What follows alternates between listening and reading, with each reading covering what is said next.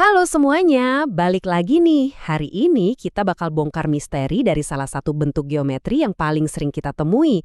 Siap-siap ya, kita bakal belajar cara gampang buat ngitung luas dan volume kerucut. Coba deh lihat benda-benda ini. Ada topi pesta, kon es krim, sama kerucut lalu lintas. Kelihatannya beda-beda ya, tapi mereka semua punya satu kesamaan yang mendasar banget. Apa ayo? Mungkin kamu lihat setiap hari tapi nggak sadar. Yap, bener banget. Semuanya itu kerucut. Bentuk yang kelihatannya simpel, tapi ternyata menarik banget. Nah, sekarang yuk kita geser dari benda sehari-hari dan kita bedah langsung geometrinya. Oke, bagian pertama, kita kenalan dulu nih sama tokoh utamanya. Sebelum kita ngitung-ngitung, kita harus paham dulu, kerucut itu sebenarnya apa sih? Jadi, secara definisi, kerucut itu bangun 3 dimensi. Coba deh perhatiin, ada 2 bagian utamanya. Pertama, alasnya yang selalu berbentuk lingkaran. Kedua, ada sisi lengkung yang menyelimutinya sampai ketemu di satu titik puncak. Gampangnya, lingkaran di bawah, puncak di atas. Nah, itu dia kerucut. Oke, biar kita bisa ngobrol sama kerucut, kita harus tahu bahasanya. Dan bahasanya itu cuma ada 3 ukuran penting. Anggap aja ini kayak KTP atau DNA-nya si kerucut. Yang pertama, jari-jari atau biasa kita sebut R. Ini tuh buat ngukur seberapa lebar alas kerucut kita. Gampang banget kan? Tinggal ukur dari titik tengah alas, lurus ke pinggirnya. Simpel kan? Selanjutnya, tinggi atau T. Nah, ini nih yang suka bikin keliru. Tinggi itu jarak lurus, tegak lurus ya, dari puncak kerucut ke tengah-tengah alasnya.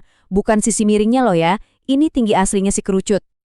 Dan yang terakhir, ini namanya puitis banget, garis pelukis atau S.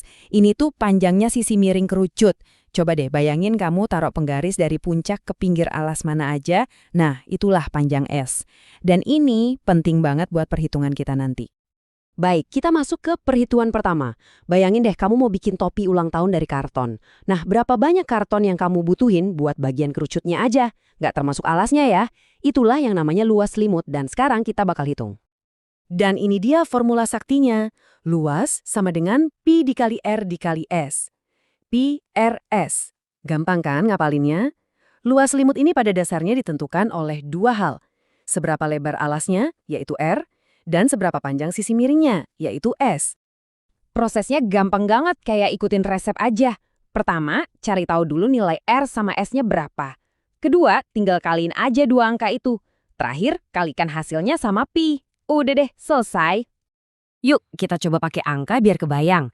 Misal nih, ada kerucut jari-jarinya 7 cm, terus garis pelukisnya 10 cm. Kira-kira berapa ya luas selimutnya?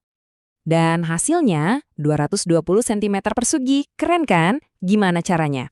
Tinggal masukin aja ke rumus. Pi dikali 7 dikali 10. Biar gampang, kita pakai pi-nya 22/7.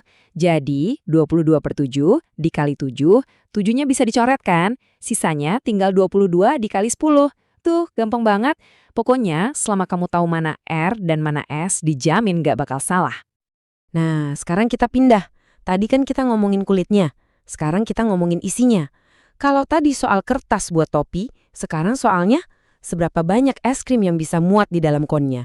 Yuk kita hitung kapasitasnya. Ini dia rumusnya. Volume itu 1/3 dikali Pi dikali R kuadrat dikali T. Perhatiin deh bedanya. Sekarang kita pakainya T alias tinggi, bukan S lagi. Dan jari-jarinya dikuadratin. Oh iya, ada fakta keren nih. Volume kerucut itu selalu pas banget 1/3-nya volume tabung, kalau alas dan tingginya sama. Langkah-langkahnya juga ada sedikit perbedaan. Pertama, jari-jarinya kamu kuadratin dulu. Terus, kaliin sama tinggi, kaliin lagi sama pi. Nah, langkah terakhir dan paling penting, semuanya dibagi 3. Jangan sampai lupa yang ini ya. Contoh lagi ya, buat volume. Bayangin kon es krim. Jari-jarinya 7 cm dan tingginya 12 cm. Berapa banyak es krim yang bisa ditampung nih? Jawabannya adalah 616 cm kubik. Wow, gini nih cara ngitungnya. 1/3 dikali pi, yaitu 22/7, dikali jari-jari kuadrat, berarti 7 kali 7, dikali tingginya 12. Oke, kita pecah ya. 7 kuadrat kan 49. 49 dibagi 7 itu 7. Terus, 12 dibagi 3 itu 4. Jadi sisanya tinggal ngitung 22 dikali 7 dikali 4. Hasilnya 616. Mantap! Wah, kita udah ngebahas lumayan banyak nih ya. Biar nggak lupa dan nempel terus di kepala, yuk kita kumpulin lagi semua rumus dan poin-poin pentingnya. Nah, ini dia perbandingan langsungnya, biar jelas banget bedanya. Di kiri, luas selimut, ingat ya pakainya S atau garis pelukis. Di kanan, volume, pakainya T alias tinggi. Dan jangan lupa ada sepertiganya. Ini nih kunci pembedanya. Jadi, ini dia 4 hal yang wajib banget kamu ingat dari pembahasan kita. 1. Kerucut itu punya trio maut, R, T, dan S. 2.